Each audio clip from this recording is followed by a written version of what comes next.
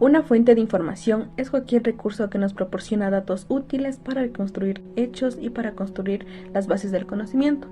Estas fuentes son esenciales porque nos permiten acceder al conocimiento existente, desarrollar ideas, contrastar teorías y fundamentar científicamente nuestras investigaciones. Son instrumentos fundamentales para la búsqueda y acceso a la información. Existen diferentes tipos de fuentes de información y el tipo que se utilice dependerá del nivel de búsqueda que se realice.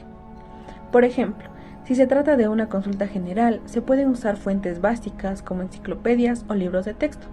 En cambio, si desea profundizar, será necesario acudir a fuentes más especializadas, como artículos científicos, tesis o informes técnicos.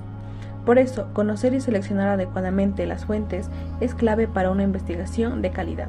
Las fuentes de información se clasifican en primarias, secundarias y terciarias. Las fuentes primarias contienen información original, es decir, son de primera mano y no han sido interpretadas. Estas incluyen libros, tesis, artículos científicos, documentos oficiales, videos documentales, conferencias y testimonios. En cambio, las fuentes secundarias se basan en las primarias, pero ya han sido procesadas, analizadas o interpretadas por otros. Presentan información de manera organizada y objetiva, por lo cual se convierten en excelentes fuentes de consulta. Entre las fuentes secundarias más destacadas se encuentran las enciclopedias, los diccionarios especializados, los directorios. Por último, las fuentes terciarias recopilan o agrupan fuentes primarias y secundarias y sirven como guía para ubicar información. Ejemplos son las bibliografías, catálogos y bases de datos. Para seleccionar adecuadamente una fuente es importante leerla, comprenderla, compararla y evaluarla, verificando que sea clara, imparcial, suficiente y pertinente. También se deben considerar distintas posturas de los autores y sacar conclusiones que respondan a la necesidad de la información. Cabe destacar que las fuentes secundarias y terciarias suelen estar elaboradas por expertos, por lo que se deben aprovechar al máximo.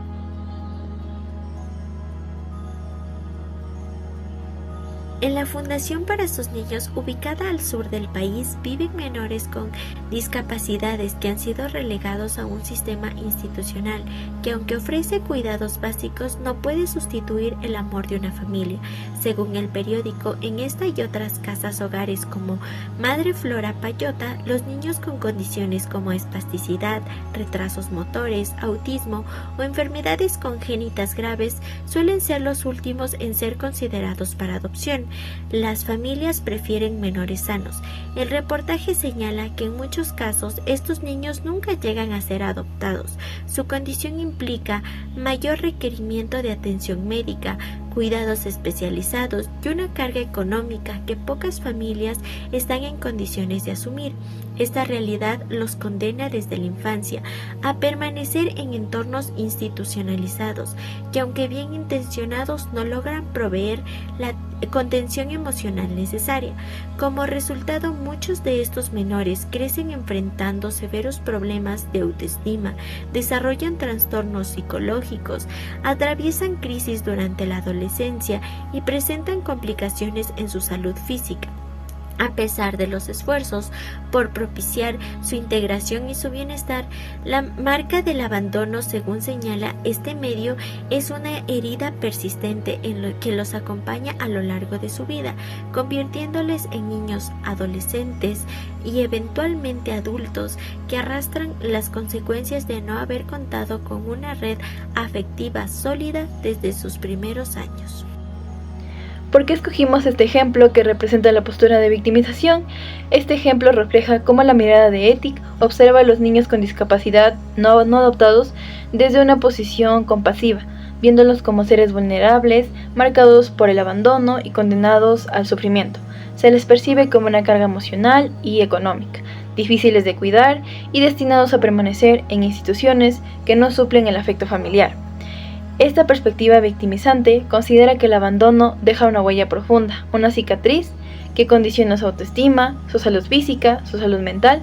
Así, la visión de Ethic los define principalmente por sus carencias, reforzando la idea de que crecerán con problemas psicológicos y afectivos.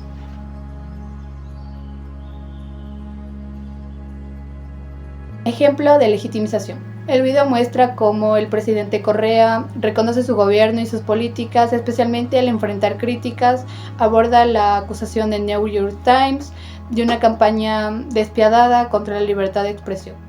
Correa responde cuestionando el conocimiento de New York Times sobre Ecuador y afirmando que los medios no son dueños de la opinión pública, sino de la opinión publicada.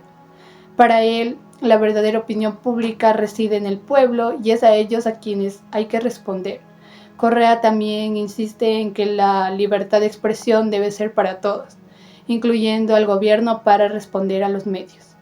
También se ve la defensa de Hugo Chávez, a quien Correa describe como un queridísimo amigo y un extraordinario ser humano.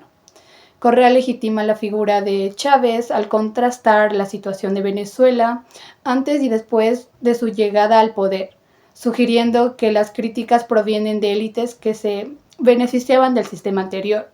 La postura de estos líderes latinoamericanos, al explicar que la larga y triste noche neoliberal generó una pérdida de legitimidad en gobiernos anteriores, haciendo que los actuales sean una respuesta sumamente necesaria. También el video resalta en cómo Correa, a pesar de haber sido formado en universidades de Estados Unidos y hablar inglés perfectamente, adopta una postura claramente latinoamericana, soberana y crítica del sistema. Y eso no genera rechazo, sino más bien aceptación. Esta imagen de un líder educado, moderado y técnicamente sólido hace que quienes lo entrevistan lo validen automáticamente, con su tono racional y su manera de demostrar los prejuicios europeos sobre América Latina. No es que los periodistas verifiquen toda la información que Correa entregó, sino que al encontrar en él características que le resultan coherentes, agradables y alineadas con sus valores intelectuales y progresistas, asumen que lo que dice es verdad, ya que no lo confrontan ni buscan desmentirlo, sino que más bien asumen que su discurso realmente fue legítimo. Bueno, se escogió este ejemplo porque desde una perspectiva, el presidente Correa y sus líderes de los que defienden presentan como figuras que actúan en nombre y beneficio del pueblo.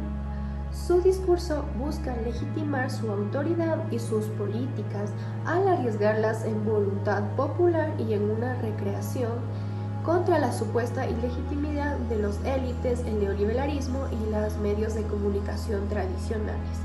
La confianza se genera internamente al apelar a una historia compartida de una opresión. Esto nos dice que a la promesa de un futuro donde el poder reside en la gente, Correa deslegitima las críticas externas como la de New York Times al cuestionar su conocimiento y sus motivaciones, presentándolas como parte de una campaña el cual contra quienes buscan un cambio real en América Latina o actuamos en la función de la gente, no del capital financiero. Esto mostrando que su discurso parte de una vivencia real y concreta de él. Él se posiciona como un conocedor profundo de su contexto y como vocero legítimo de una América Latina históricamente silenciada.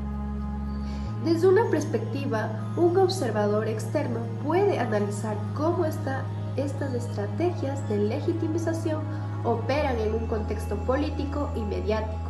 La construcción de una dicotomía clara entre el pueblo legítimo y los élites legítimas es una herramienta poderosa para consolidar el poder. La legitimación es solo una declaración, sino un acto performativo. Al desafiar públicamente un medio como el New York Times, Correa no solo refuta una acusación, sino que se posiciona como un defensor del pueblo frente a un poder supuestamente opresor.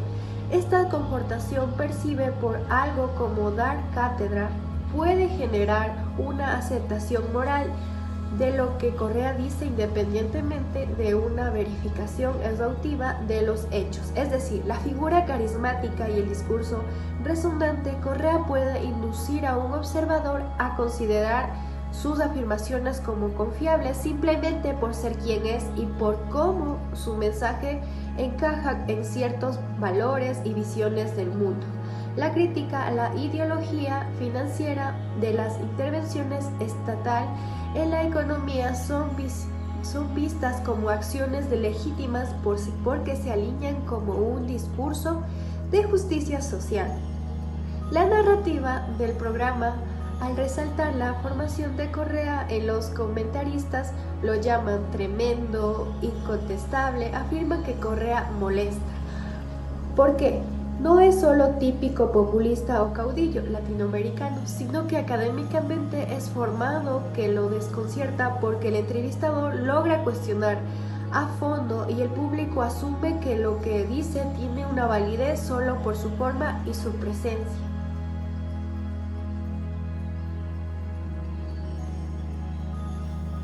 Hola, me llamo Melanie y les vamos a presentar un caso que representa claramente la demonización hacia las personas migrantes. El ejemplo fue tomado de un video publicado en redes sociales, donde aparece un joven migrante originario de Camerún. Él narra su historia con sinceridad. Cuenta que salió de su país debido a la difícil situación económica de su familia y agradece a la Guardia Civil Española por haberlo rescatado cuando llegó en situaciones vulnerables.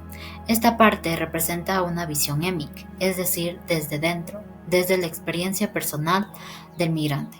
Se nota su gratitud, su deseo de superarse y su intención de ayudar a los demás. Nos permite ver su humanidad y entender el proceso migratorio desde su experiencia, no desde el prejuicio. Aquí en el mismo video se escucha la voz de otra persona, el cual lo llama ilegal e incluso pone en duda su identidad como guardia civil solamente por su color de piel.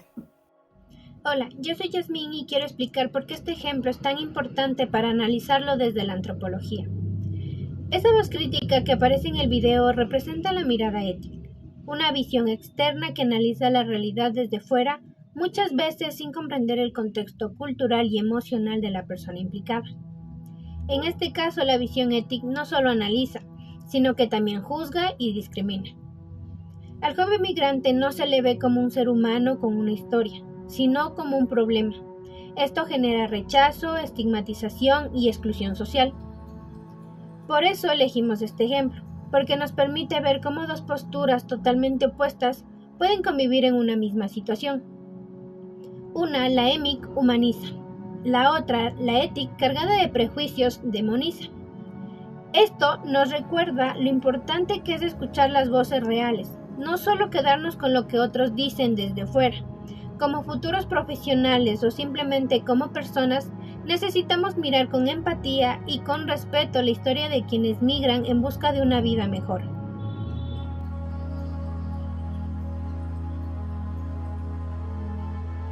Ahora vamos a hablar acerca de las comunidades indígenas que luchan por sus derechos humanos en la ciudad de Quito.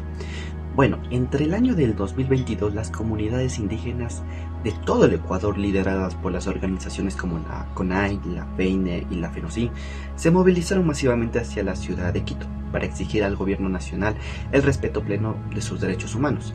Entre sus principales demandas se encontraban el acceso a precios justos a combustibles, atención digna en salud, educación de calidad y justicia equitativa y verdaderamente participación democrática. Durante las jornadas de protesta se cerraron las carreteras, se ocuparon espacios públicos y se declaró un paro indefinido. Gracias a la presión ejercida por la fuerza colectiva del pueblo indígena se logró instalar una mesa de diálogo entre las organizaciones sociales y el gobierno. El objetivo principal, respetar los derechos de todo un pueblo ecuatoriano, porque el Ecuador no es solo del gobierno, sino de todos los que habitan y lo construyen día a día. Esta movilización no solo visibilizó la lucha del movimiento indígena, sino que también despertó la conciencia nacional, mostró que el pueblo ecuatoriano está unido, que no hay democracias sin la voz de sus pueblos originarios y que el futuro del país debe caminar de la mano con sus raíces, con su historia y con su gente. Las comunidades indígenas demostraron que son parte viva y pasante de este país, a pesar de los prejuicios que a veces los intenta minimizar por su condición socioeconómica o educativa. Ellos son guardianes de la dignidad colectiva, defensores de los principios democráticos y del respeto por los derechos humanos. Este ejemplo representa visibilización porque no solo muestra su presencia, sino que exige con claridad y con fuerza sus tratados como iguales, con los mismos derechos que todo ser humano merece, sin importar su origen, idioma, cultura y territorio. ¿Por qué fue escogido? Las movilizaciones indígenas de 2022 en Ecuador pueden ser interpretadas desde una perspectiva ética como una forma de protesta social estructurada que surge en respuesta a modelos de exclusión sistémica dentro del Estado ecuatoriano. Estas acciones, como el cierre de carreteras y la ocupación de espacios públicos, pueden clasificarse como métodos de acción colectiva destructiva, típicos de movimientos sociales que buscan alterar el orden institucional para ejercer la presión política. Desde teorías sociopolíticas, estas movilizaciones se entienden como parte de una dinámica de conflicto entre grupos marginados y estructuras de poder, donde las prácticas de resistencia tienen un rol instrumental en la reconfiguración del equilibrio social y político. El análisis de ETIC no se centra en cómo los indígenas se ven a sí mismos, sino en cómo ese comportamiento se ajusta a modelos más amplios de movilización y protesta comparables con otros movimientos en América Latina. Además, se puede analizar la respuesta del Estado como un reflejo de mecanismos institucionales de control, represión o negociación frente a actores que actúan fuera del marco formal del poder político.